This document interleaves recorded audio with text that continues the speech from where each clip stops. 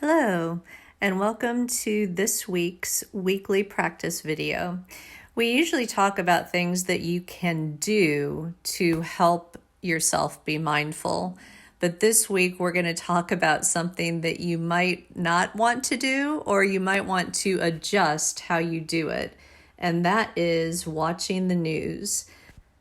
Typically, the top 3 stories or headlines on the news are things that deal with death, disaster, or scandal.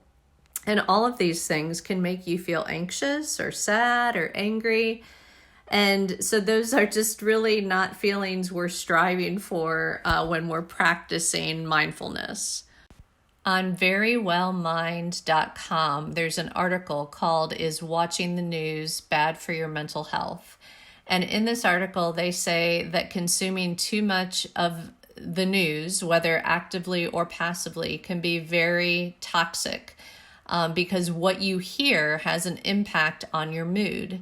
And most of the news that we get is very sensationalized because they tend to pick the stories that are going to capture people's attention. So whenever we experience a threat, our brain activates the fight or flight response, and it activates our sympathetic nervous system, which causes us to release stress hormones like cortisol and adrenaline.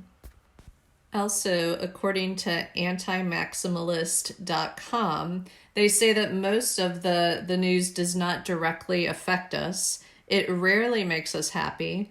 And we can scroll the headlines on the internet and get just about as much of the facts as we can watching the news stories that they discuss.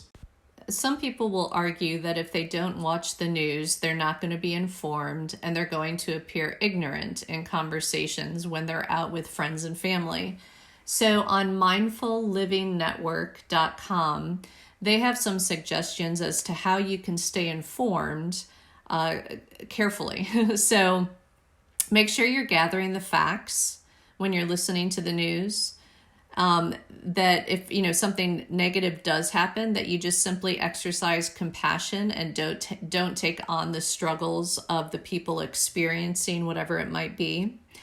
Pull from different sources. So oftentimes one channel versus another might have some type of political agenda. So you want to make sure you are varying your resource or your sources of information.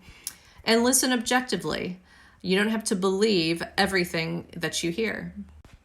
There is a website called weinspiremovement.org that covers a variety of topics with the latest positive news, nothing but good news, which is a great way to stay informed while practicing mindfulness. And for those of you who just really want to avoid the news, you can just turn it off and turn on the music. I hope you enjoyed this week's video, and I will go ahead and post some of the websites that I talked about and the resources that I talked about on the website at www.thekaren.online on the weekly mindfulness page. I hope you have a wonderful week ahead. Thank you.